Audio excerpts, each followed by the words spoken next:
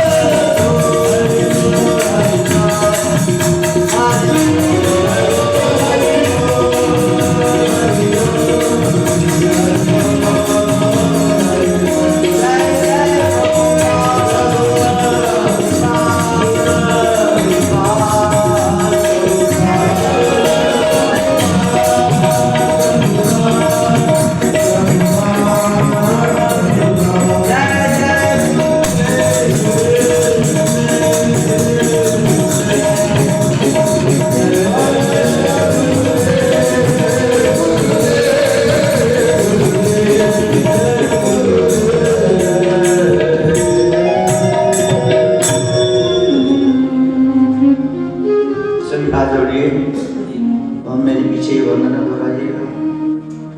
ओम नमो भगवते वासुदेवाय। ओम नमो भगवते वासुदेवाय। ओम नमो भगवते वासुदेवाय।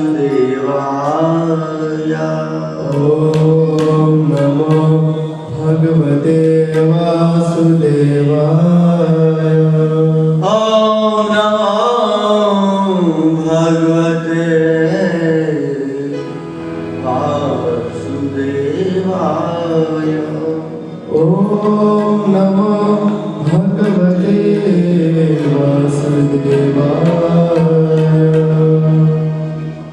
नारायणं नमस्कृत्यं नरं चैव नरोत्तमं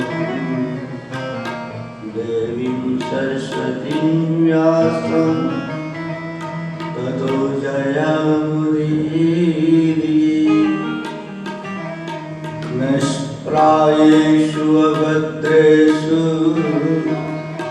नित्यं भागवत सेवया भक्ति नैष्टिकी। हे कृष्ण करुणा सिंधु दीनबंधु जगत्पते गोपेश गोपिकाकांत श्री राधाकांत नमोस्तुते। कांचन गौरांगी श्री राधे वृंदावनेश्वरी विश्वानुसुते देवी प्रणमामि हरिप्रिये। जय श्री कृष्ण चैतन्य प्रभु नित्यानंद श्री अद्वैत गदाधर शिवासादि गौर भक्तवृंद। हरे कृष्णा कृष्णा कृष्णा हरे हरे हरे राम राम राम हरे हरे।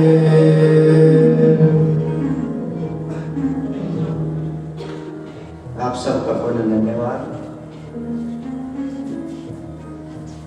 तो किस भक्त को पता है, हम प्रातः काल में कहां पर बोल रहे थे जब हमने अपनी कथा को विश्राम दिया? किसी को पता है?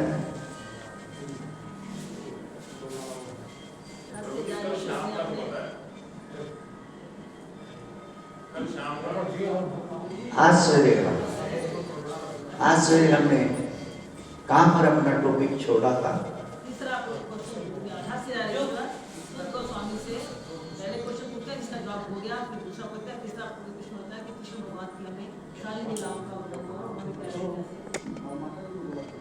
बहुत सुंदर माता जी के तालीम रही है।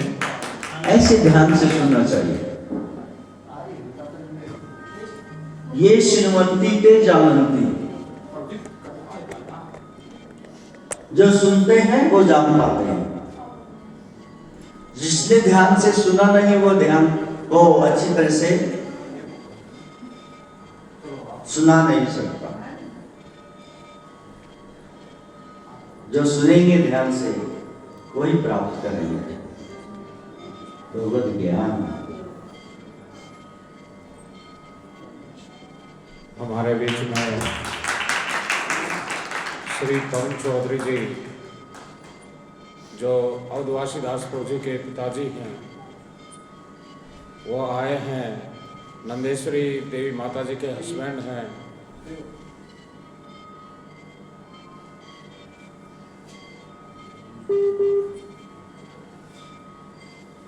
रिचू बिटिया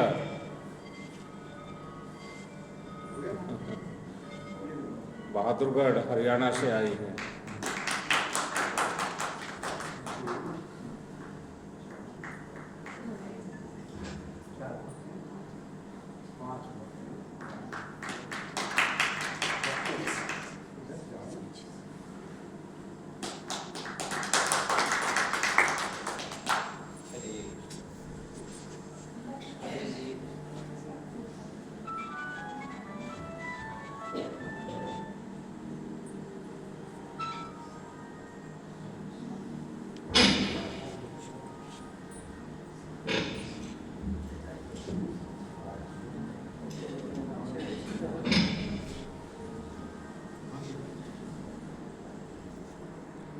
रहे थे श्रीमद् भागवतम से कि श्रीमद् भागवतम प्रारंभ होती है 88,000 ऋषियों के 6 प्रश्नों से।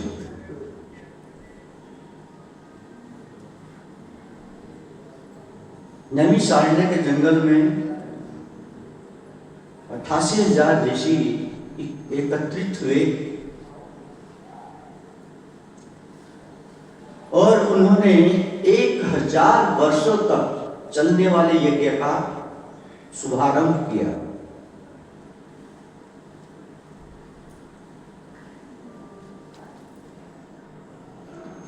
और क्यों ये यज्ञ प्रारंभ किया? क्या आवश्यकता पड़ी इस यज्ञ की?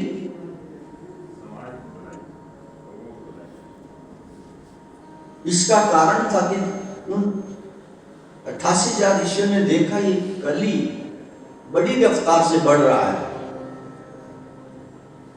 ये कलयुग बहुत रफ्तार से बढ़ रहा है और लोगों को बड़ी पीड़ा दे रहा है। कली का होता कलह है। सब प्रकार के पाप इस कली में होते हैं, इस कलयुग में होते हैं। ये कौन कह रहे हैं? श्रीमद् भागवतम में सुखदेव गोस्वामी कह रहे हैं। क्या कह रहे हैं? कलेर दोष निधे राजन अस्ति एक महान गुण कीर्तनात् एव कृष्णस्य मुक्त संगम परम व्रजे।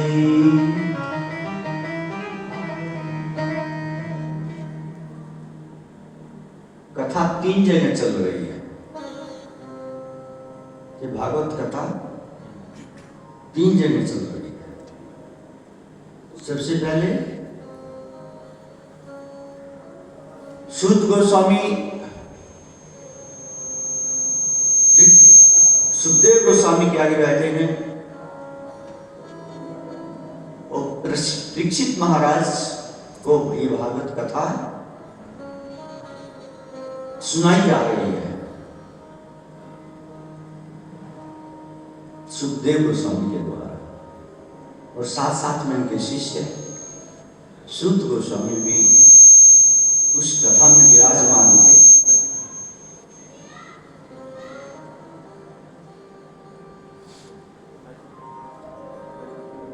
दूसरी कथा जब ये कथा संपन्न हुई सुखदेव गोस्वामी जी के श्री मुखारविंद से, और तक्षक सांप ने आकर के उस कथा के बाद 7वें दिन परीक्षित महाराज को डसा और वो भस्म हो गए। तक्षक नाग की अग्नि भरी निगाहों से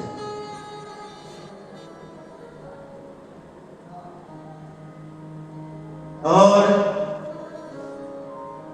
सभी वहां से चले गए अपने अपने धाम में, अपने अपने लोक में। क्योंकि श्रीमद् भागवत कथा सुखदेव गोस्वामी के श्रीमुखारविंद से सुनाई गई, उस कथा में कौन उपस्थित नहीं था? भागवत कथा में विस्तार से वर्णन किया गया है कि जब सुखदेव गोस्वामी परीक्षित महाराज को भागवत कथा सुनाने लगे तो सारी त्रिलोकी में हल्ला हो गया और सारी त्रिलोकी से महान महान व्यक्तित्व सभी आ गए सुखदेव गोस्वामी जी के श्रीमुखारविंद से भागवत कथा का श्रवण करने के लिए। कौन कौन आए? स्वयं वेद व्यास जी आए, देवर्षि नारद जी आए, परशुराम जी आए,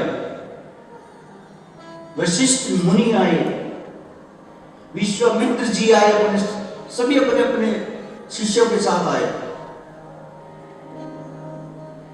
अत्रि मुनि, वो जितने भी महान महान ऋषि महान महान व्यक्तित्व थे वो सभी आए। और हम तो यहाँ पर सोफे पर बैठे हैं या फिर कुर्सियों पर बैठ रह जाते हैं। और गंगा की रेती में इसी शुक्र तीर्थ पे हैं, गंगा जी की रेती में बैठे सभी और लगातार 7 दिन और 7 रात भागवत कथा सुनी सुखदेव गोस्वामी के श्रीमुखारविंद से। कोई भी उठकर नहीं गया। यद्यपि सारे जो महान महान व्यक्तित्व थे ये जा सकते थे कथा छोड़कर, लेकिन कोई भी नहीं गया। क्यों? क्योंकि सबको पता है कि श्रीमद् भागवत कथा यदि किसी योग्य भक्त से सुनी जाए, शुद्ध भक्त से सुनी जाए, तो उसके द्वारा जीव का कल्याण निश्चित है। सबने 7 दिन तक बैठकर परीक्षित महाराज के साथ ये भागवत कथा सुनी। और जब इस भागवत कथा का समापन हुआ उसके बाद परीक्षित महाराज ने जो है अपना शरीर पहले त्याग दिया था। भागवत कथा की इतनी महिमा है कि परीक्षित महाराज ने तक्षक सांप के आने से पहले ही अपने प्राण त्याग दिए। तक्षक सांप ने तो आकर सिर्फ उनके शरीर को डसा, जिसके कारण से वो भस्म हो गए, जल गए। और सारे ऋषि मुनि जो भी तीनों लोगों से आए थे भागवत कथा सुनने के लिए, सब अपने गंतव्य स्थान पर चले गए। अब सूत गोस्वामी जो भागवत कथा सुन रहे थे, सुखदेव गोस्वामी से वो वहां से निकले, चलते चलते चलते नैमिषारण्य के जंगल में आ जाते हैं। और नैमिषारण्य के जंगल में 88,000 ऋषि यज्ञ कर रहे होते हैं। उस यज्ञ की अवधि उन्होंने रखी 1000 वर्ष। लेकिन बहुत लंबे समय तक वो यज्ञ करते रहे, आहुति डालते रहे, उनको कोई शांति प्राप्त नहीं हुई। उनके चेहरे काले पड़ गए। यज्ञ से उठने वाले धुएं से उनके चेहरे काले पड़ गए, लेकिन बहुत वर्षों तक भी यज्ञ करने से उन्हें कोई शांति प्राप्त नहीं। तो भगवत कृपा से सूत गोस्वामी जी उनकी यज्ञशाला में पहुंच गए और बताया, मैं अभी अभी सुखदेव गोस्वामी के श्री मुखारविंद से भागवत कथा सुनकर आया हूं। ये सुनकर के सारे 88,000 ऋषि बहुत प्रसन्न हुए, सभी खड़े हो गए उनके आने पर और उनका स्वागत किया, ऊंचे सिंहासन पर उनको बिठाया। और उस समय सूत गोस्वामी केवल 22 वर्ष के थे और जो 88,000 ऋषि थे वो हजारों वर्षों के थे। 88,000 ऋषियों के नायक अगर गण्य सोनक जी तो कई हजारों वर्षों से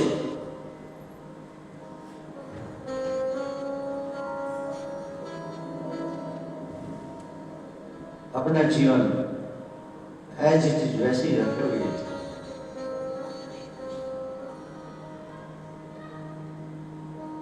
सबसे वयोवृद्ध थे, फिर भी स्वस्थ, सब प्रकार से स्वस्थ थे।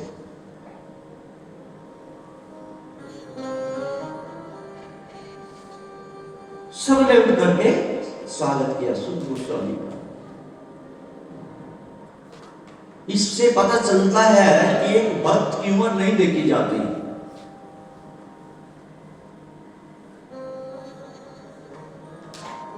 भक्त की उम्र, वर्ण आदि नहीं देखा जाता। भक्त की केवल भक्ति देखी जाती। 2 दिन पहले मैं आपको एक कथा सुनाने लगा था, लेकिन सुनाते सुनाते एक कथा उसके बीच में और आ गई, उसके बाद एक कथा के बीच में और आ गई और वो कथा रह गई। किसी को याद है वो कथा कौन सी कहना चाह रहा था मैं?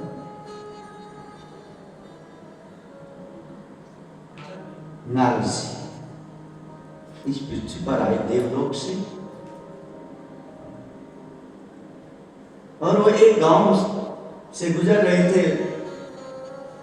तो उन्होंने एक ब्राह्मण को देखा।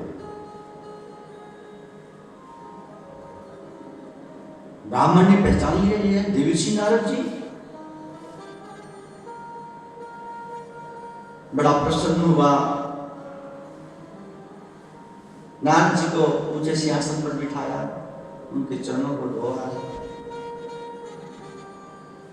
और उनकी सेवा शुश्रूषा करके उनके चरणों में बैठ गया और बोला, नारद जी आप कहां से आ रहे हो? भगवान नारायण के अनन्य भक्त देवर्षि नारद जी कहते हैं, या मैं देवलोक से आ रहा हूं।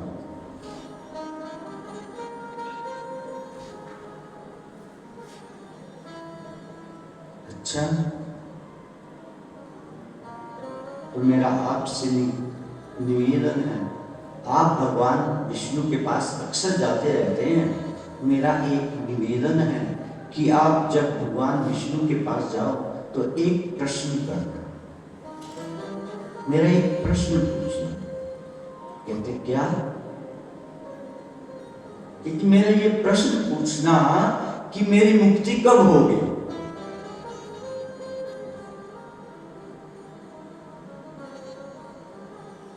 मेरी मुक्ति कब होगी? मैं चिंता करती क्या, जब मैं अगली बार आऊंगा तो भगवान नारायण से पूछकर आऊंगा कि आपकी मुक्ति कब होगी। अब नारद जी वहां से चले उसी गांव के छोर पर एक मोची मिल गया, वो जूते गांठ रहा था।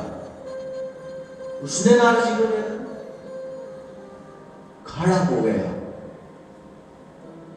नारद जी का स्वागत करने के लिए। आंखों से पटर पटर पटर आंसू बहने लगे।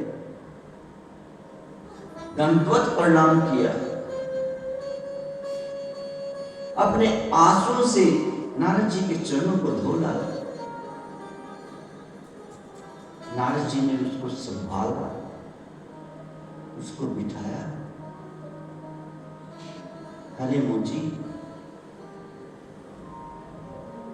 आप इस प्रकार का व्यवहार क्यों कर रहे हैं? आपकी आंखों से पटर पटर आंसू बह रहे हैं, आप मुझे दंडवत प्रणाम कर रहे हैं। आप, मैं देख रहा हूं आपका शरीर पुलकित हो रहा है, आप बड़े प्रसन्न दिखाई देते, आपका चेहरा रूप अवश्य नहीं, लेकिन आपका चेहरा प्रसन्न। तो मोची बोला, हे प्रभु, आप भगवान नारायण के अनन्य भक्त हो। जो जिस व्यक्ति को भगवान नारायण के भक्तों के दर्शन हो जाए तो समझ लीजिए कि नारायण भगवान की इसके ऊपर पूर्ण कृपा है। अपनी उस कृपा को याद करके मेरे आंखों से आंसू आ रहे हैं कि मेरे प्रभु, मेरे नारायण, मेरे ठाकुर मुझ पर दयालु है कि उन्होंने अपने भक्त को मेरे पास भेजा। पद्म पुराण में माता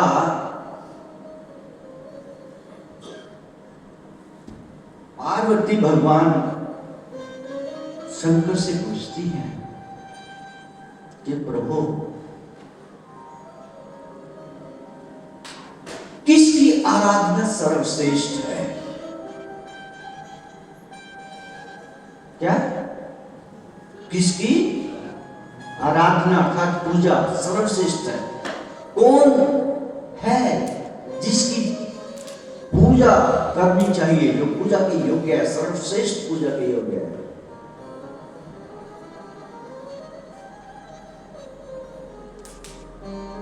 सर्वश्रेष्ठ पूजा किस देवता की है? तो भोलेनाथ बोले, आराधना नाम सर्वेषां विष्णु आराधना परम तस्मात् परतरम देवी तदीयानां समर्चनम्। जब ये प्रश्न माता पार्वती ने भगवान भोलेनाथ से पूछा तो उन्होंने कहा, हे मेरी भार्या पार्वती, सभी की आराधनाओं में, सभी की आराधना करते पूजा, सभी की पूजाओं में सर्वश्रेष्ठ पूजा है भगवान विष्णु की। अपना नाम नहीं लिया, किसका नाम लिया? बोलो, भगवान विष्णु। आराधना नाम सर्वेषां विष्णु आराधना परम। पार्वती, सभी की पूजाओं से सर्वश्रेष्ठ पूजा भगवान विष्णु की। और इतना नहीं, और आगे बढ़ गए भगवान शंकर, तो और भी आगे बढ़ गए। और आगे क्या बोलते? तस्मात् परतरम देवी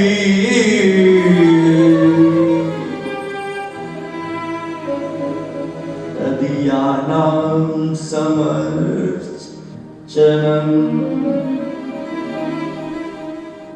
लेकिन हे देवी पार्वती, मैं तो ये समझता हूं कि भगवान विष्णु की आराधना से भी श्रेष्ठ, पूजा से भी श्रेष्ठ उनके भक्तों की पूजा श्रेष्ठ है। उनके भक्तों की पूजा ज्यादा श्रेष्ठ।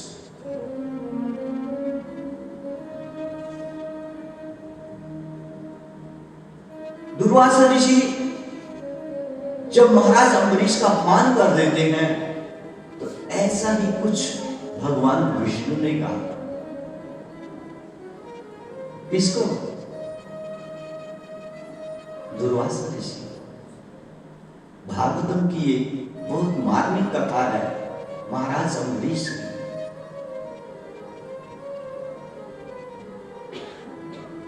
अच्छा, महाराज अम्बरीश की कथा कितने भक्तों ने सुनी है? हाथ उठाइए। 1 2 3 4 5 6 माताओं ने, सिर्फ एक माता ने सुनी है, 6 प्रभु लोगों ने सुनी है।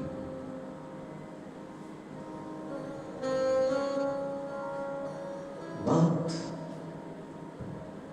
शिक्षादायक और भक्ति प्रदायक ये महाराज अम्बरीश की कथा है। महाराज अम्बरीश सारी पृथ्वी के सम्राट, लेकिन भगवान विष्णु के अनन्य भक्त। मनसा वाचा कर्मणा, केवल कृष्ण की सेवा में, उनका मन भी कृष्ण की सेवा में, उनकी वाणी भी कृष्ण की सेवा में, उनके सारे कर्म भी श्री कृष्ण के लिए। उनका राज्य संभालने के लिए भगवान को सुदर्शन चक्र भेजना पड़ा। सुदर्शन चक्र को कहा, देखो ये मेरा बावरा भक्त राजा अम्बरीश सारी पृथ्वी का सम्राट है, लेकिन मेरी भक्ति से ज्यादा उसके लिए कुछ भी नहीं है। सब कुछ इसके पास है, भोग की हर वस्तु इसके पास है, लेकिन उनकी तरफ देखता नहीं कि मेरी भक्ति नहीं लग रहा है। चलता है तो मेरे भक्तों के पास कथा सुनने के लिए चलता है, मंदिर में जाने के लिए चलता है, जाता है। कुछ देखता है तो केवल मेरे भक्तों के दर्शन करता है, मंदिर में मेरे विग्रहों के दर्शन करता है। खाता है तो केवल मेरा प्रसाद पाता है। सुनता है तो मेरे भक्तों के बीच में बैठ करके केवल मेरी कथा ही सुनता है और कुछ नहीं सुनता। बोलता है तो केवल कृष्ण कथा, कृष्ण चर्चा बोलते हैं। हर एक जो कार्य है उसका केवल और केवल मेरे लिए। और एक बहुत सुंदर उनके जीवन की जो घटना है बहुत सुंदर है। स्वयं अपने हाथ से चक्की पीस करके, चक्की से आटा पीसते हैं। कौन? महाराज अम्बरीश अपने हाथ से आटा पीसते हैं चक्की से, किसी दूसरे से नहीं पीसवाते।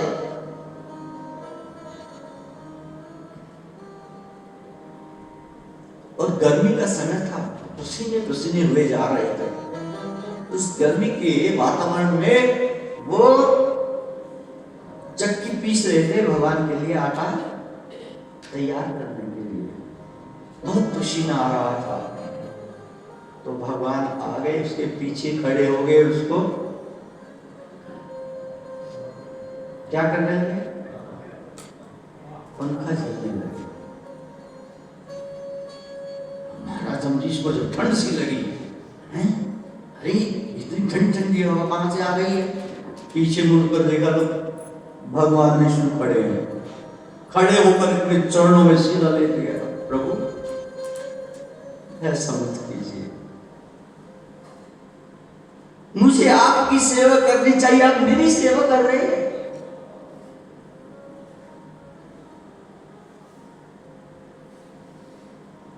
मैं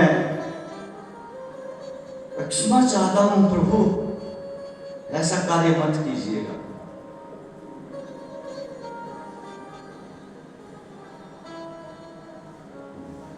क्या भगवान अपने भक्तों के लिए पंखा झेलने के लिए बने हैं?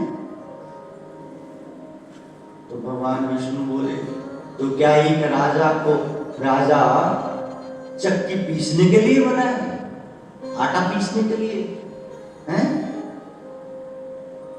भगवान विष्णु कहते हैं कि जब तुम मेरे लिए आटा पीस सकते हो तो मैं तुम्हारे लिए पंखा भी कर सकता हूं।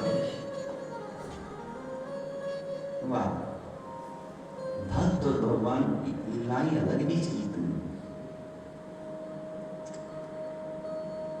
तो इतने महान भक्त भगवान विष्णु के ये महाराज परीक्षित कथा सुना रहे हैं सुखदेव गोस्वामी को, महाराज अम्बरीश की। महाराज परीक्षित को सुखदेव गोस्वामी कथा सुना रहे हैं महाराज अम्बरीश की, कि एक बार महाराज परीक्षित ने अपने परिवार के साथ एकादशी का व्रत रखते थे। तो एकादशी का व्रत रखने के बाद अगले दिन उसका पारण का समय होता है कि व्रत किस समय तोड़ना है, उसी समय में व्रत तोड़ना चाहिए।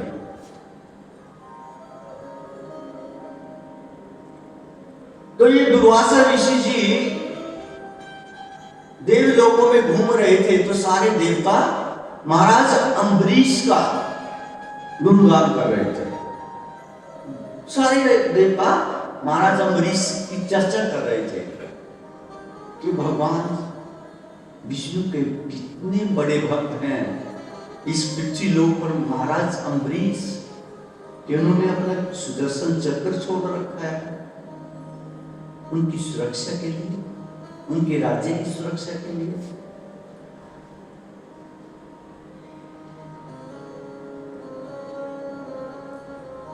ये सुनकर के दुर्वासा ऋषि को थोड़ा ईर्ष्या हो गई। अरे मैं सिद्ध योगी, अष्ट सिद्धि नवनिधि का मैं क्या हूं, स्वामी हूं, सारी सिद्धियां, ये योग सिद्धियां सब कुछ मेरे पास है। और उस पृथ्वी के तो राजा भोगी होते हैं, उस भोगी राजा अम्बरीश का ये देवता गुणगान कर रहे हैं। इच्छा हो गई, चलो 10,000 शिष्यों के साथ चलते थे। कितने शिष्यों के साथ? दुर्वासा ऋषि 10,000 शिष्यों के साथ चलते थे, उनके 10,000 शिष्य। चलो शिष्यों, अम्बरीश महाराज के राज्य में चलते हैं, देखते हैं, उनकी परीक्षा लेते हैं। ये देवता सारे उसका गुणगान कर रहे हैं, हम लेते हैं परीक्षा उसकी, तो कैसा भक्त है।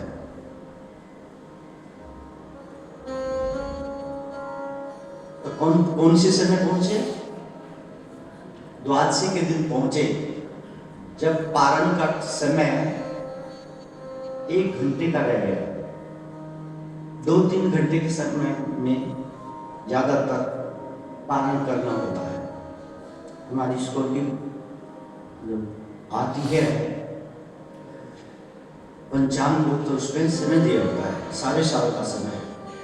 इस एकादशी का जो पारण टाइम का समय है, ये 4 बजे से लेकर के 8 बजे तक है, 5 बजे से लेकर 7 बजे तक है। ऐसा पूरा 1 साल पहले ही वो बुक तैयार हो जाती है। तो 1 घंटा रह गया था पारण का समय पूरा होने में। महाराज अम्बरीश के पास है। महाराज अम्बरीश ने उनका स्वागत किया,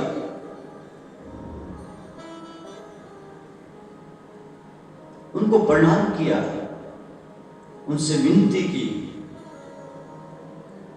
कि महर्षि, मेरा सौभाग्य है कि आप जैसे महान भगवान के भक्त मेरे पास आए हैं अपने शिष्यों के साथ। आप मेरे राज्य में चलिए, अंदर चलिए और कुछ ग्रहण कीजिए।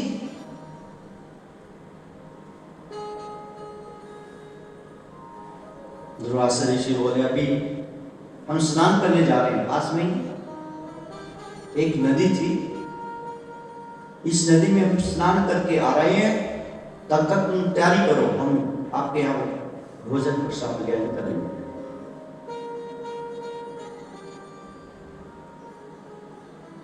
दुर्वासा ऋषि अपने शिष्यों के साथ उस नदी में स्नान कर रहे हैं, जान करके नदी से बाहर नहीं आ रहे हैं, सारे शिष्यों के साथ स्नान कर रहे हैं। और जो पारण का टाइम खत्म होता जा रहा है, जब पारण का टाइम सिर्फ 2-3 मिनट रह गए,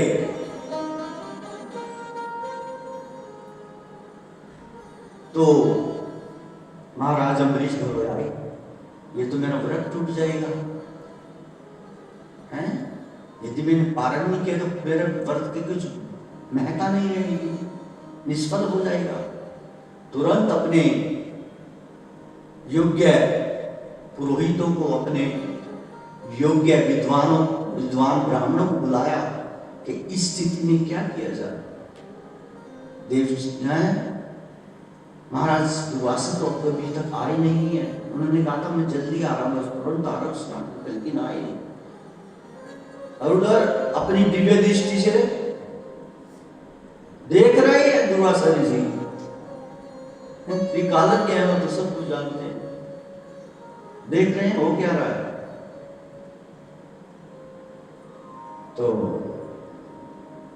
सारे ब्राह्मणों ने अपना पंचांग देखा और एक निर्णय निकाला, महाराज एक काम करो, आप पानी, थोड़ा सा पानी पी लो, क्या समझकर कि मैं अन्न ग्रहण कर रहा हूं। आपका व्रत भी टूट जाएगा और आपकी जो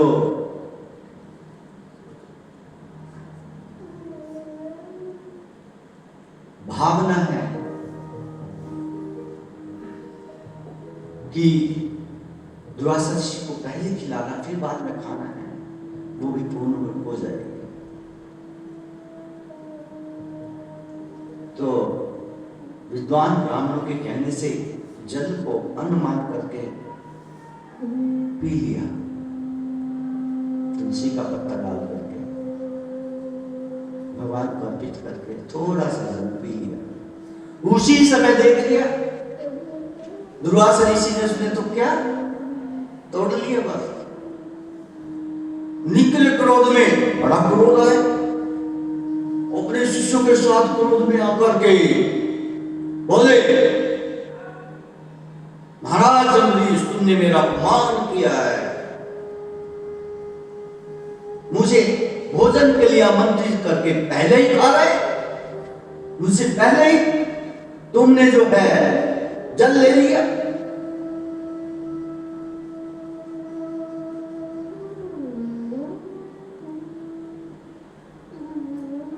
बड़े विनम्र होकर के महाराज अम्बरीश ने कहा, प्रभु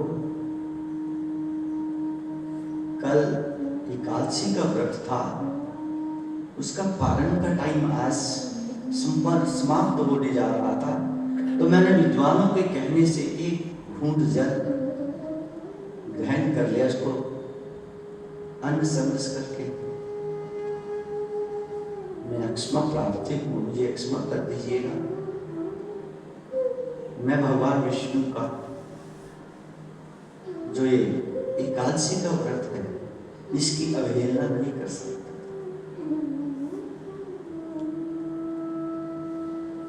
और क्रोधित हो गए, मूर्ख कहीं के, सारे देवता तुम्हारा गुणगान कर रहे थे, लेकिन तुम तो कोई भक्त नहीं हो भगवान विष्णु के, जो एक अतिथि से पहले अब है खा जाता है।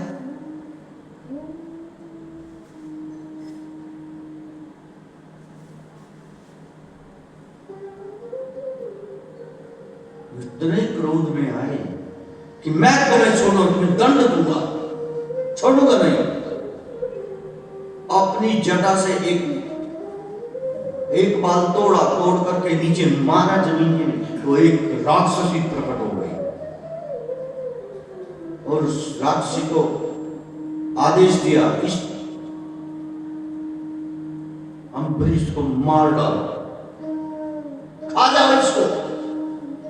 सबको तो बना रहा है बात कि मैं अनन्य भक्त हूं, अनन्य भक्त। कहां का भक्त है? एक अतिथि, और वो भी मेरे जैसे महान तपस्वी अतिथि का अपमान करता है, उससे पहले खा जाता है, उसको निमंत्रण दे करके। कित्या राक्षसी बढ़ी महाराज अम्बरीश को खाने के लिए। उसी टाइम सुदर्शन चक्र प्रकट हो गए। उस सुदर्शन चक्र ने उस राक्षसी का गला काट दिया और अब वो सुदर्शन चक्र बढ़ा किसकी ओर? दुर्वासा की ओर। दुर्वासा ने देखा कि ये तो मेरे पीछे मेरी तरफ आ रहा है। उसने अपनी सारी योग सिद्धियों को प्रयोग में लगा दिया, लेकिन सुदर्शन चक्र बढ़ता ही आ रहा है, पास में आ रहा है। उसकी सारी योग सिद्धियां सुदर्शन चक्र ने नष्ट कर दी।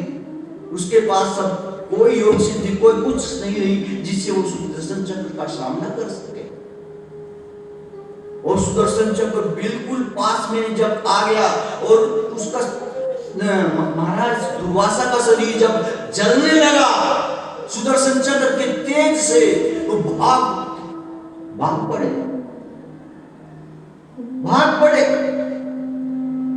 दुर्वासा ऋषि आगे और सुदर्शन चक्र पीछे।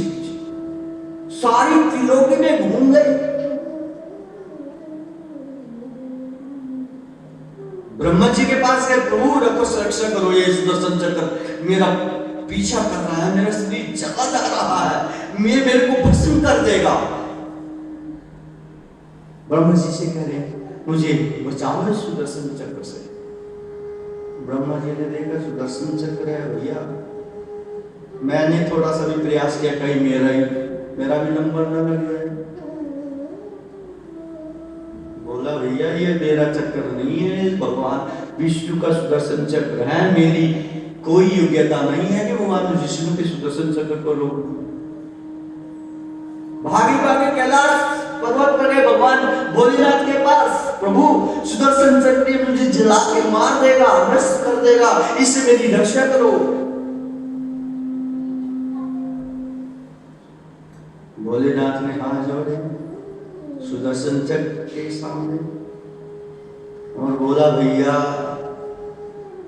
ये सुदर्शन चक्र मुझसे रुकने वाला नहीं है, ये मेरा नहीं है, ये प्रभु विष्णु का है, मेरे भगवान विष्णु का है, मेरे स्वामी विष्णु का है। इस सुदर्शन चक्र से भी तुम्हारी रक्षा नहीं कर सकता प्रभु, मैं तो सारी जगह हुआ है, त्रिलोकी छान मारी, कोई मेरी रक्षा कर दे।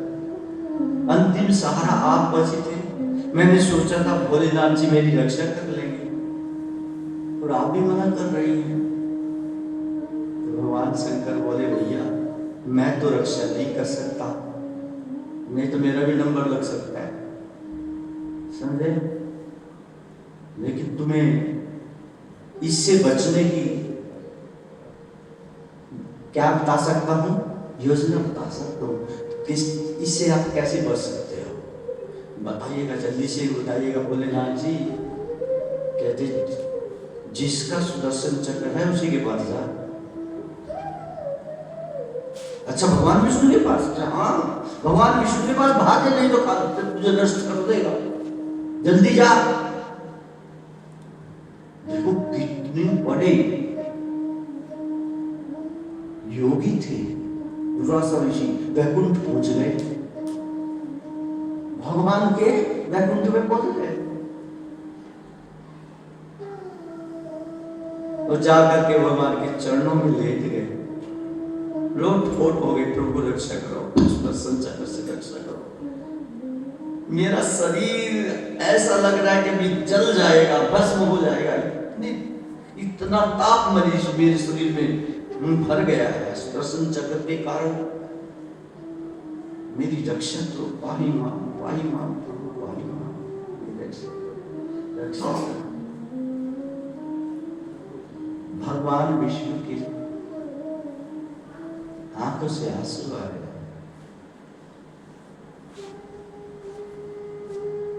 क्यों आंसू आए? भगवान विष्णु देख रहे हैं मेरा जो भक्त है अम्बरीश, वो उसी स्थान पर खड़ा है जिस स्थान पर महाराज दुर्वासा ने उसके ऊपर कृत्य राक्षसी को छोड़ा था, उस स्थान पर ही खड़ा है, इधर उधर नहीं हो बिल्कुल भी।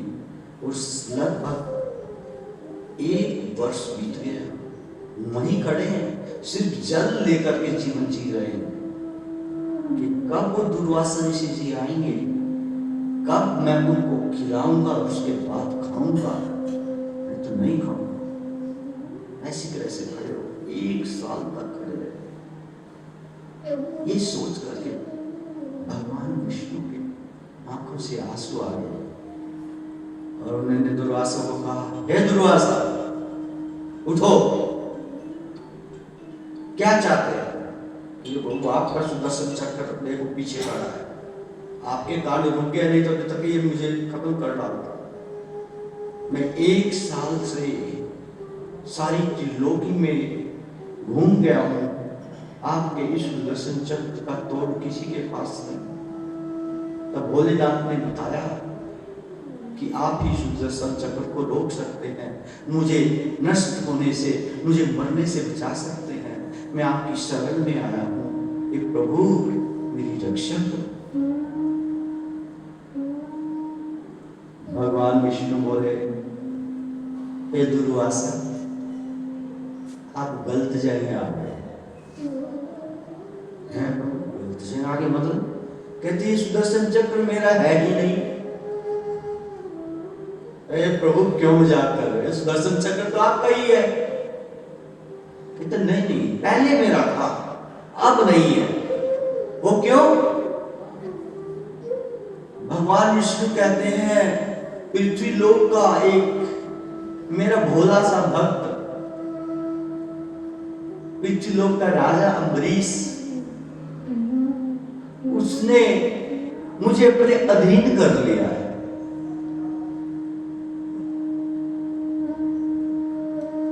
आपको अपने अधीन कर, वो कैसे?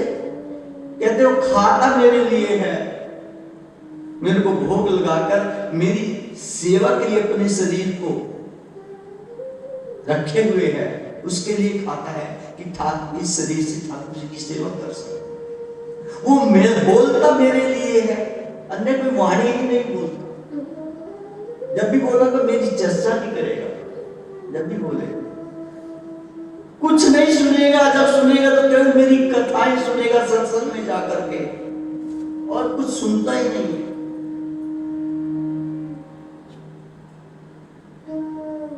कुछ देखता है तो केवल मेरे भक्तों को और मेरे श्री विग्रह जो मंदिर में उनको देखता, अन्यों की तरफ उसकी निगाह जाती ही नहीं। सब प्रकार से उसकी सारी इंद्रियां केवल और केवल मेरी सेवा में लगी है।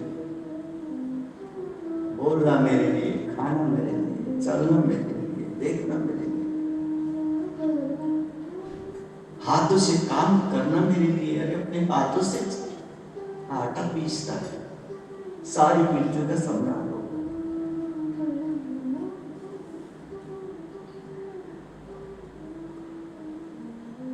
कभी मुझसे कुछ मांगा नहीं तो मैं उसके ऋण से दब गया।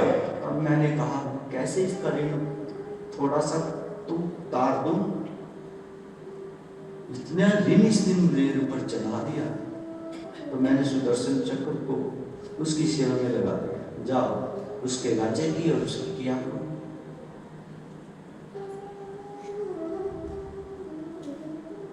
सेवा करो। और तुमने हे दुर्वासा मेरी ऐसे भक्त का अपमान किया, उसको मारने का प्रयास किया। तुम तो बहुत बड़े दंड के अधिकारी हो। दुर्वासा रोने लगे, चरण पकड़िए, प्रभु रक्षा, प्रभु रक्षा, प्रभु रक्षा करो। आगे से आपके भक्त को कभी भी परेशान नहीं करूंगा, आपके भक्त की कभी निंदा नहीं करूंगा, कभी उनसे ईर्ष्या नहीं करूंगा। मुझे क्षमा करो, क्षमा करो, क्षमा करो। रोने लगे, भगवान के चरण पकड़ लिए। भगवान को दया हो, उन्होंने कहा हे दुर्वासा, अच्छा एक बात बताओ। भगवान पूछ रहे हैं दुर्वासा से, दुर्वासा ऋषि से भगवान पूछ रहे हैं क्या, अच्छा एक बात बताओ, यदि कोई व्यक्ति आपके लिए ही बोलता है, आपके लिए ही काम चलता है, आपके लिए कार्य करता है, सब कुछ सारी एक्टिविटी आपके लिए ही करता है?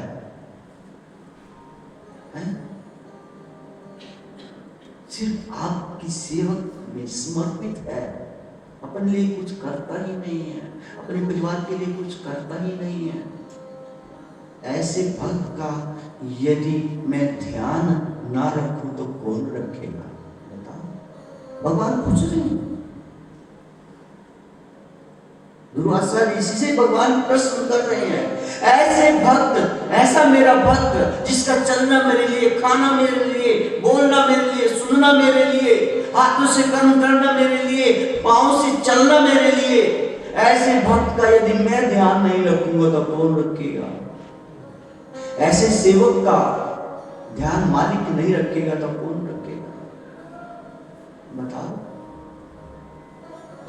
दुर्वासा जी बिल्कुल निरुत्तर हो गए, टपर टपर टपर आंखों से आंसू बहने लगे। भगवान की, अपने भक्त के, भगवान विष्णु की अपने भक्त के लिए इतनी है, इतना प्रेम देख करके, इतना प्रेम करते हैं भगवान विष्णु अपने भक्त को, टपर टपर आंसू बहने लगे। यस प्रभु ये बिल्कुल ठीक कह रहे हैं, आपको ही रक्षा करनी पड़ेगी जब वो आपके आश्रित है।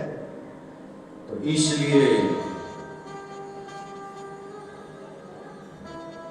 मैं आपको इस सुदर्शन चक्र से नहीं बचा सकता। और फिर भगवान विष्णु कहते हैं क्या, अहं भक्ता पराधीनो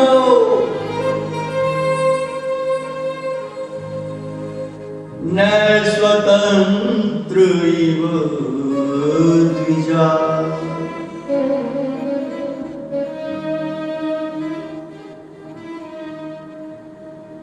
हे द्विज, हे ब्राह्मण दुर्वासा, मैं अपने भक्तों के अधीन रहता हूं। अहम भक्ता पराधीनो, विसर्ग लगाएंगे तो क्या बन जाएगा?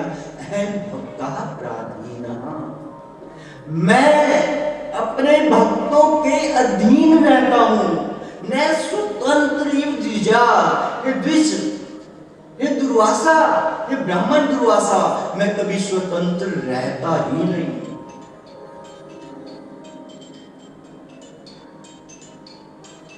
कभी स्वतंत्र रहता ही नहीं। मैं तो हमेशा अपने भक्तों के अधीन रहता हूं, अम्बरीश जैसे भक्तों के अधीन रहता हूं। ये सुन करके तो दुर्वासा ऋषि की आंखें खुल गई।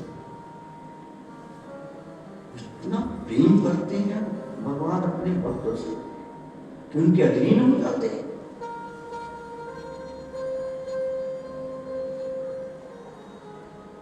प्रभु समझ गया, अब मुझे बता दो मैं इस दर्शन चक्र की ताप से कैसे मुक्त हो सकता हूं, इस महान संकट से मैं कैसे मुक्त हो सकता हूं।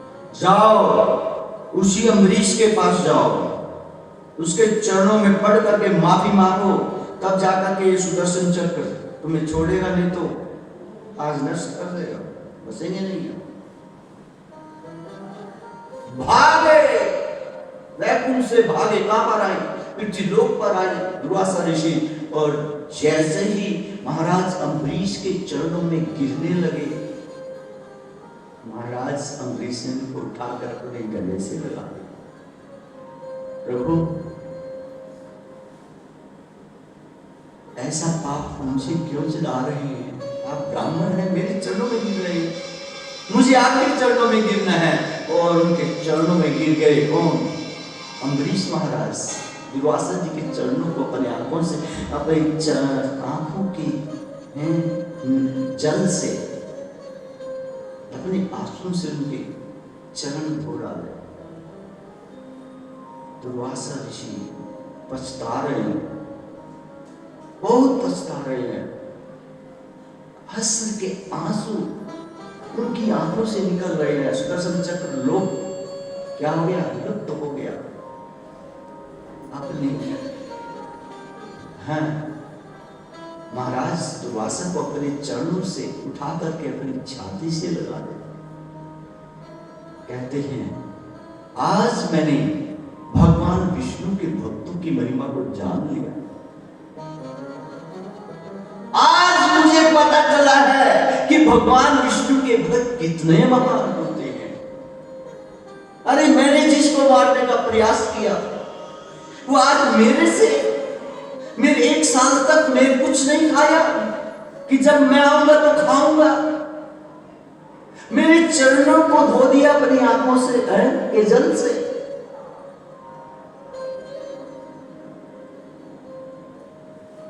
आंखों से टपर टपर टपर आंसू बह रहे हैं। दुर्वासा ऋषि के आंखों से आंसू बह रहे हैं। उठा करके अपनी छाती से लगा लिया। हे अम्बरीश, जो ये सारे देवता स्वर्ग लोक में बोल रहे थे, आपकी प्रशंसा कर रहे थे, वो तो कुछ भी नहीं है।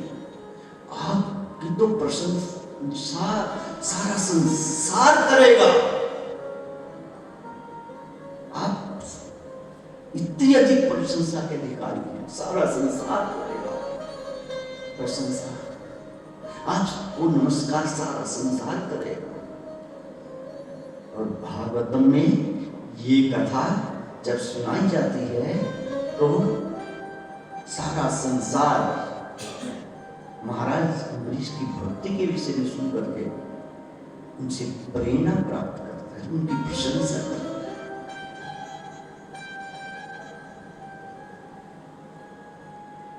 तो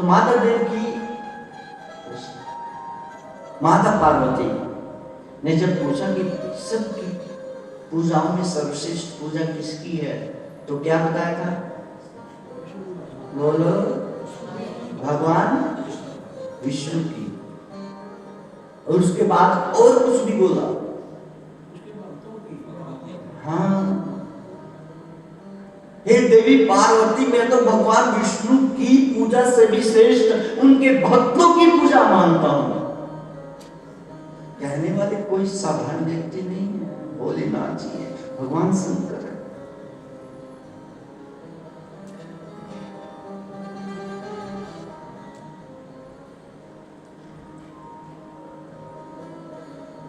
हरे कृष्ण कृष्ण कृष्ण कृष्ण हरे हरे राम राम राम हरे हरे।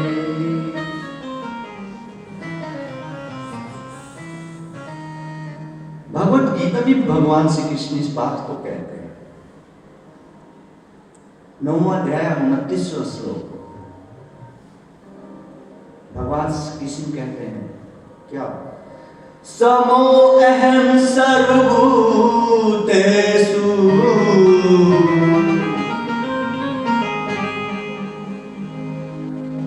न मे द्वेषोऽस्ति न प्रिया।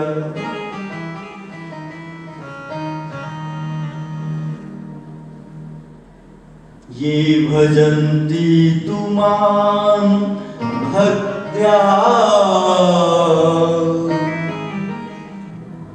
मयि ते तेषु चाप्यहम्।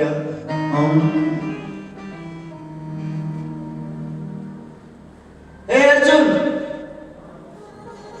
समो अहम सर्वभूतेषु, मैं सारे के सारे प्राणियों के लिए समान हूं। मेरे लिए मनुष्य, देवता, गधा, घोड़ा जो कुछ भी है 84 लाख योनियों में जितने जीव है सब समान है। मैं सबके प्रति समान हूं, सब मेरे लिए समान है। मनुष्य नहीं लगाया कि मनुष्यों के लिए समान हूं, सर्वभूतेषु लगाया। भूतेषु कहता है जितने भी प्राणी हैं सब 84 लाख योनियों में मैं सबके लिए समान हूं। समो अहम सर्वभूतेषु, मैं सभी जीवों के लिए समान हूं। न मैं द्वेषो अस्ति, न मैं किसी से द्वेष करता हूं, न प्रिया, न ही मेरा कोई प्रिय है। न मैं द्वेषस्ति न प्रिया, न मेरा कोई द्वेषी है और न कोई मेरा प्रिय है। न मैं किसी से द्वेष करता हूं न किसी से प्रेम करता हूं, मैं तो सबके लिए समान हूं। लेकिन अगली लाइन में बदल जाते हैं। अगली लाइन में क्या कहते हैं? ये भजन्ति तू शब्द लगाया। ये तू शब्द जो है लेकिन का संबोधन करता है। तू शब्द का अर्थ संस्कृत में लेकिन। ये भजन्ति, जो भजन करते हैं, ये कहते हैं जो भजन्ति कहते हैं भजन करते हैं। ये भजन्ति तू कहते हैं लेकिन जो भजन करते हैं। किसका? मेरा। जो मेरा भजन करते हैं। ये भजन्ति तू मान कहते हैं मेरा। और कैसे भजन करते? भक्त्या, भक्ति से युक्त होकर के, अर्थात श्रद्धा से युक्त होकर के। ये भजन्ति तुमां भक्त्या मयि तेषु चाप्यहम्। वो मेरे अंदर स्थित रहते हैं, मैं उनके अंदर स्थित रहता हूं।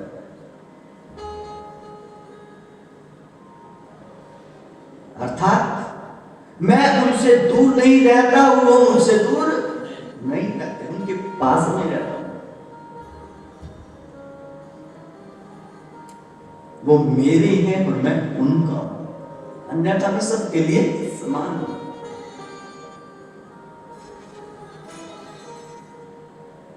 और वो भगवान श्री कृष्ण तो और भी आगे बढ़ गए। इस 9वें अध्याय के 29वें श्लोक को पूरा करने के बाद भगवान श्री कृष्ण क्या कह रहे हैं? 30वें श्लोक में 29वें उन्होंने कहा क्या? समो अहम सर्वभूतेषु। और 30वें श्लोक में क्या कहा? अपि चेत् सुदुराचारो भजते माम अनन्य भाव।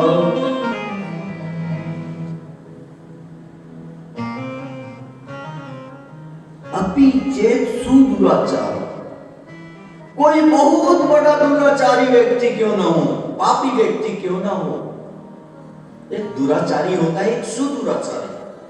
दुराचारी करते हैं दुष्ट, दुराचारी करते हैं दुर आचरण करने वाला,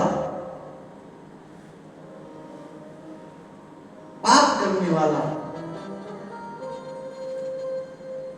कितना बड़ा पापी क्यों न हो, कितना बड़ा दुराचारी व्यक्ति क्यों न हो, अपि चेत, चेत करते यदि, अपि करता भी, अपि चेत सुदुराचार, यदि कोई बहुत बड़ा दुराचारी व्यक्ति भी क्यों न हो, लेकिन एक काम कर ले। क्या कर ले? सिर्फ एक काम कर ले, भजती माम अनन्य भाव, वो मेरे अनन्य भजन में लग जाए। बहुत बड़ा दुराचारी भी व्यक्ति क्यों ना हो अर्जुन, यदि वो मेरे भजन में लग जाए, एकमात्र मेरी भजन में, मेरी भक्ति में लग जाए। अपि चेत सुदुराचारो भजते माम अनन्य भाव। संसार का सबसे बड़ा पापी, सबसे बड़ा दुराचारी व्यक्ति भी यदि एकमात्र मेरी भक्ति में लग जाए, मेरे भजन में लग जाए, भजते माम, मेरा भजन करता है, भजते माम, माम करते मेरा, मेरे भजन में लग जाए। और कौन से भजन में? अनन्य भाव, अनन्य भाव से। देखिए प्रिय भक्तों, एक बात भागवतम में भी और भगवत गीता में भी क्लियर, जब भी भगवान श्री कृष्ण ने कहा मेरा भजन करो, एक शब्द साथ में लगा दिया। क्या? जब भी भगवान श्री कृष्ण ने अपने भजन की बात की है, तो उस भजन वर्ड के साथ एक शब्द लगाया। क्या लगाया? अनन्य। क्या शब्द क्या लगाया? अनन्य। जब भी कोई कहा भगवान ने मेरा भजन करो, कितनी बार गीता में बोला है, लेकिन सभी जगह वो भजन के साथ एक क्या लगा दिया? एक वर्ड जरूर लगा दिया, अनन्य। अनन्य का अर्थ न अन्य, केवल मेरा। यानी देवताओं के भी भजन में लगे, कृष्ण के भजन में भी लगे, ना इधर के हैं तो ना उधर के हैं।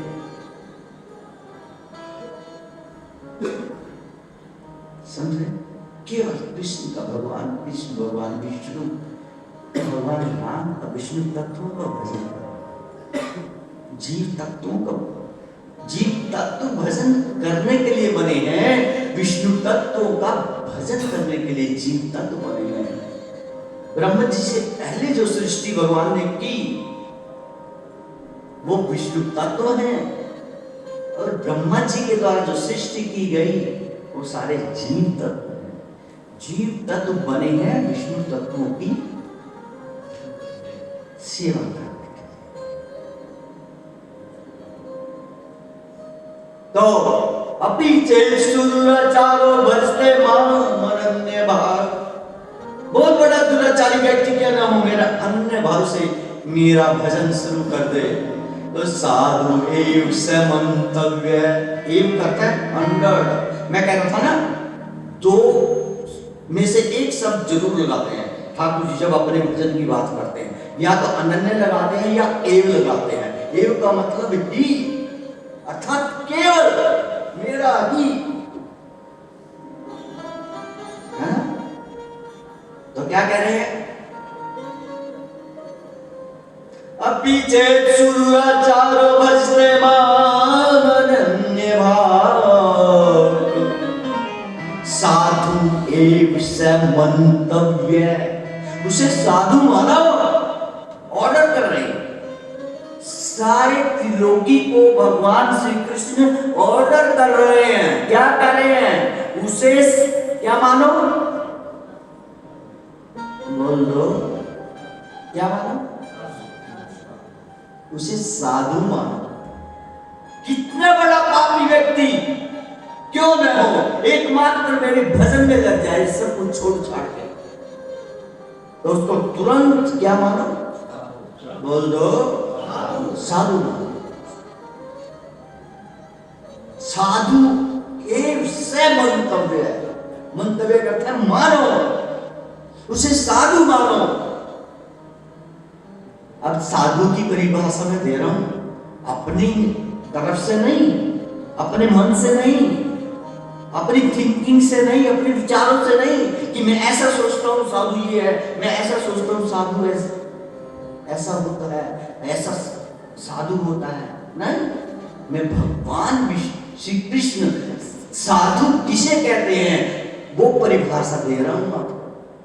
जिस साधु के लिए भगवान कह रहे हैं क्या कि परित्राणाय साधूनां विनाशाय च दुष्कृतां धर्म संस्थापनार्थाय संभवामि युगे युगे।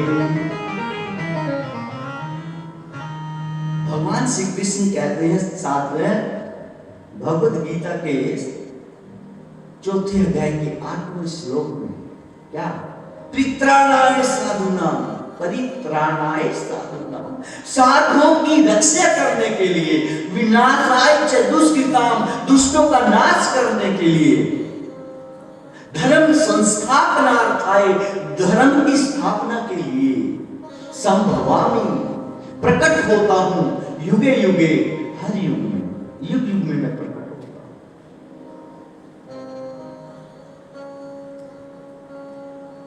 सबसे पहले क्या कारण दिया अपने प्रकट होने का?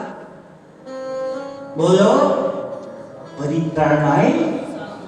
सबसे पहले ये दिया कि मैं साधुओं की रक्षा के लिए, सबसे पहले मैं साधुओं की रक्षा के लिए प्रकट होता हूं हर युग में। फिर अन्य कार्यों के लिए बोला। तो साधु कौन है वो भी अपने मुख से बता रहे हैं।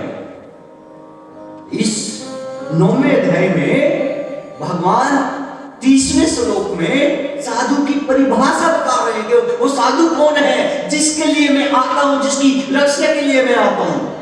क्या कह रहे हैं? कितना बड़ा दुराचारी व्यक्ति क्यों ना हो, एकमात्र मेरे भजन में लग गया, अन्य भाव से मेरे भजन में लग गया, तो उसे क्या मानो?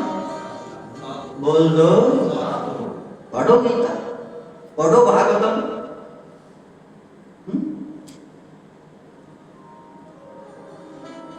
अपि चेत् सुदुराचारो भजते माम् अनन्यभाक् साधु एव स मंतव्य सम्यक व्यवस्थितो हिसा। क्योंकि उसने अपने मानव जीवन के लक्ष्य को पकड़ लिया है, उसमें अवस्थित हो गया है, उसमें लग गया है। सम्यक व्यवस्थितो हिसा, पूर्ण रूप से वो मानव जीवन के लक्ष्य में लग गया, लक्ष्य को प्राप्त करने में लग गया।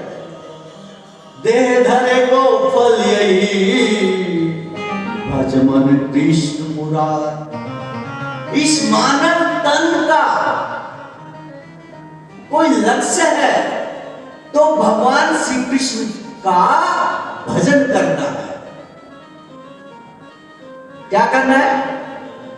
बोल दो, भगवान श्री कृष्ण का भजन करके भगवत प्रेम प्राप्त करना, ये सबसे बड़ा लक्ष्य है। भगवत प्राप्ति, कृष्ण की प्राप्ति, ये सबसे बड़ा हमारा क्या है? कर्तव्य है। अर्जुन ने प्रश्न कर दिया, अपने मन में अर्जुन प्रश्न कर रहा है, कमाल है, इतना बड़ा दुराचारी व्यक्ति मात्र एक भजन में भाई भगवान के भजन में लग गया, कृष्ण के भजन में लग गया, और ये ठाकुर जी बोल रहे उसको क्या मानो? साधु मानो, ये तो वही बात हुई, सो चूहे खा के बिल्ली उसको चली। कैसे मान? इतने बड़े बड़े पाप किए और मात्र किसी सत्संग में आकर के कृष्ण की महिमा सुन के छोड़ छाड़ के कृष्ण की भक्ति में लग गया और कहते उसको मान लो तुरंत। क्या साधु मान लो? कैसे मान ले? शंका आ गई अर्जुन के अंदर। तब ठाकुर जी अगला श्लोक बोलते हैं गीता 31 29वां सुनाया आपको, 30वां सुनाया, 31वां श्लोक। इसको संपूर्ण करते हैं इस विषय को भगवान 3 श्लोकों में। क्या कहते हैं? क्षिप्रम भवति धर्मात्मा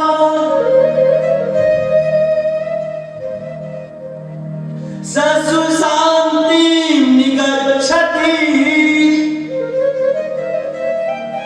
कौन्तेय प्रतिजानीहि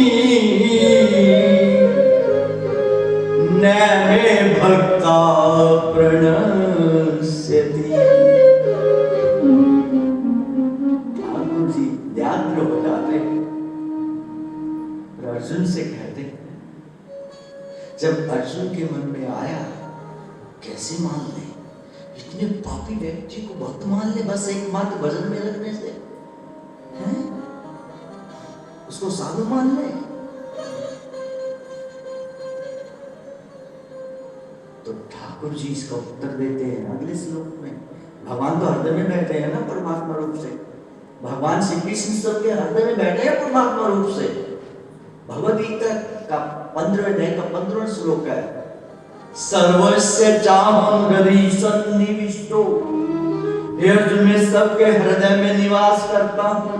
सन्निविष्टो करता है निवास करना। सर्वस्य चाहं हृदि सन्निविष्टो, और मैं सब के हृदयों में निवास करता हूं, चाहे मनुष्य हो चाहे अन्य कोई जानवर हो प्राणी हो, सब के हृदय में निवास करता हूं।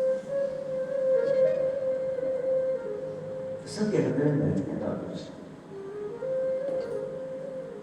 अब पता चल गया अर्जुन ये पूछने वाला है, उससे पहले ही भगवान बोल पड़े। क्या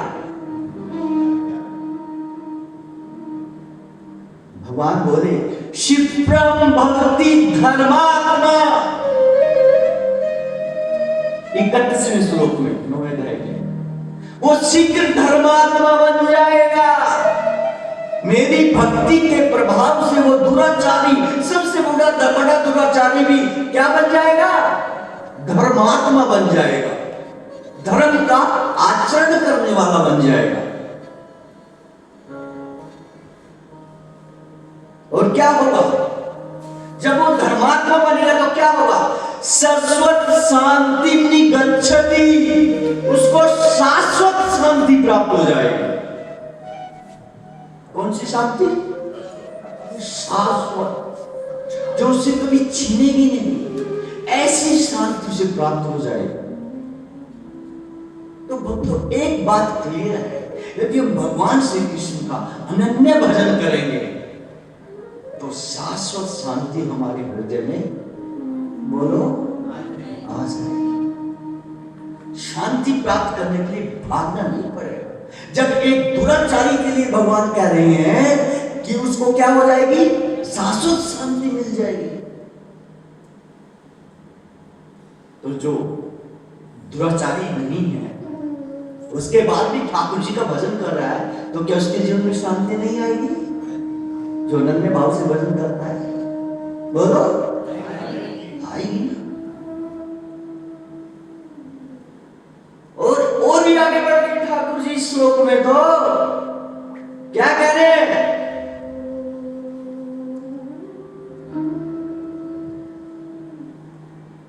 क्षिप्रम का क्या है? अतिशीघ्र। क्षिप्रम भवति धर्मात्मा, बहुत जल्दी वो धर्मात्मा बन जाएगा, धर्म का आचरण करने वाला बन जाएगा। धर्म के 4 पांव हैं। कितने पांव हैं? 4 पांव पर धर्म टिका हुआ है। कोई जानता है? क्या है 4 पांव धर्म के?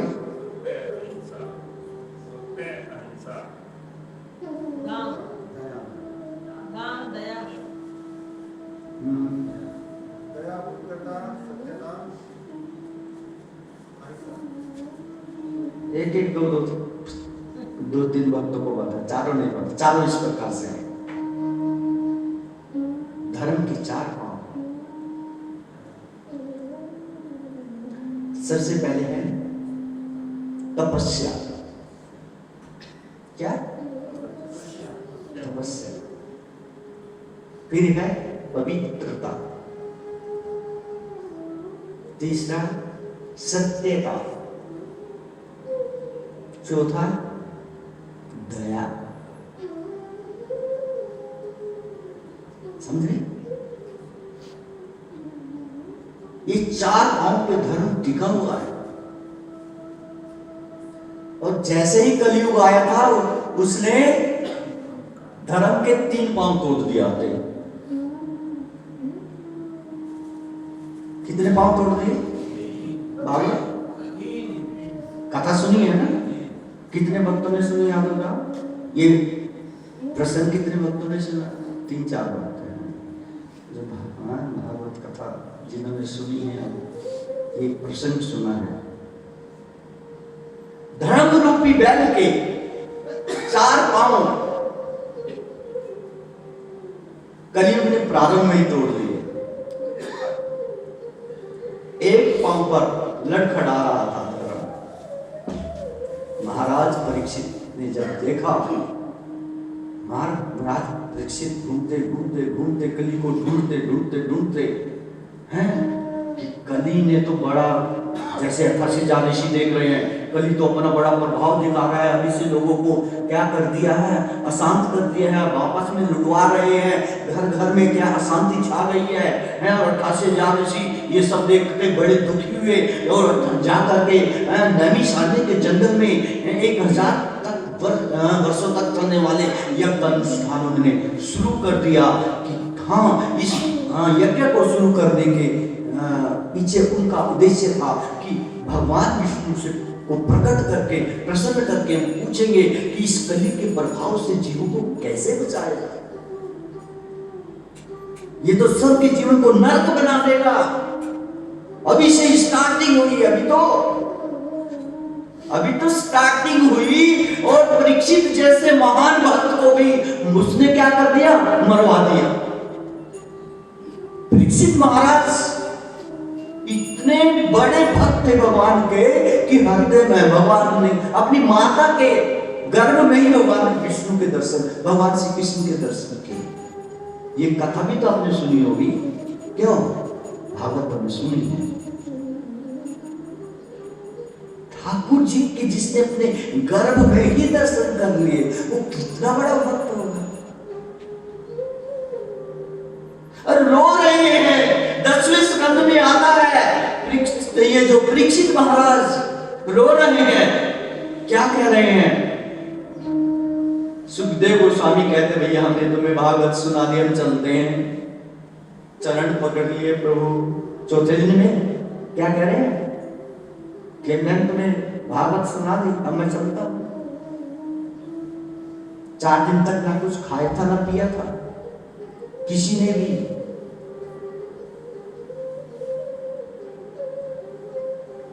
तो जब सुखदेव गोस्वामी चलने लगे तो पकड़ लिया, प्रभु मत जाइए, मेरे प्रभु भगवान श्री कृष्ण की लीलाओं को सुना के जाइए, उनकी लीलाओं को सुना के जाइए।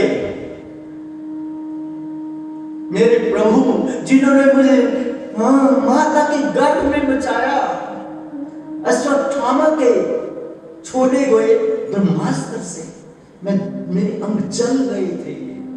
ठाकुर जी ने अंदर जाकर के उस ब्रह्मास्त्र को नष्ट किया और मेरी जलते हुए अंगों को क्या कर दिया? बिल्कुल ठीक कर दिया। ऐसे मेरी मैं ही नहीं, अरे मेरे पिता महाओं की रक्षा करने वाले भी भगवान श्री कृष्ण थे।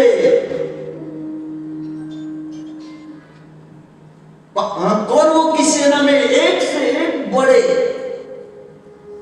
मगरमच्छ थे। वो सेना थोड़ी थी, वो तो सेना का सागर था। हमारे मेरे जो पिता हमारे 5 हैं भाई, उनके आगे क्या थे? कुछ भी नहीं। द्रोणाचार्य जिसके हाथ में अस्त्र हो तब तक तो इंद्र भी कोई नहीं उसको नहीं हरा सकता, कोई उसको नहीं हरा सकता। वो कौरवों की सेना में था। भीष्म पितामह जो अपनी जब तक चाहे मर ही नहीं सकते, हाँ मर ही नहीं सकते।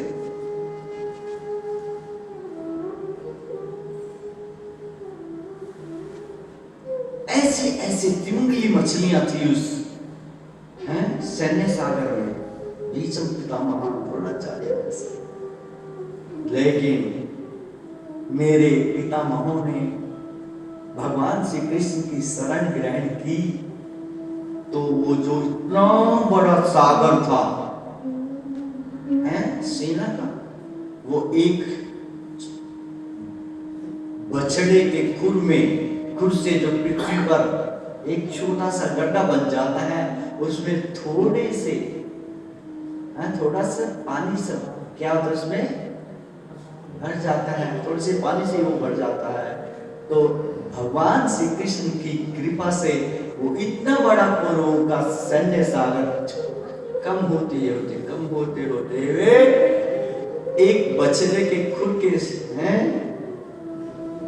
साइज का बन गया, जिसे मेरे पितामहों ने आसानी से लांघ लिया। हरे कृष्णा कृष्णा कृष्णा हरे हरे, हरे राम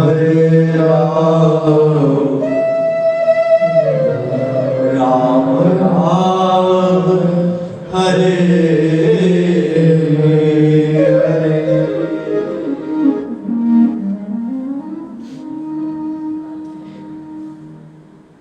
तो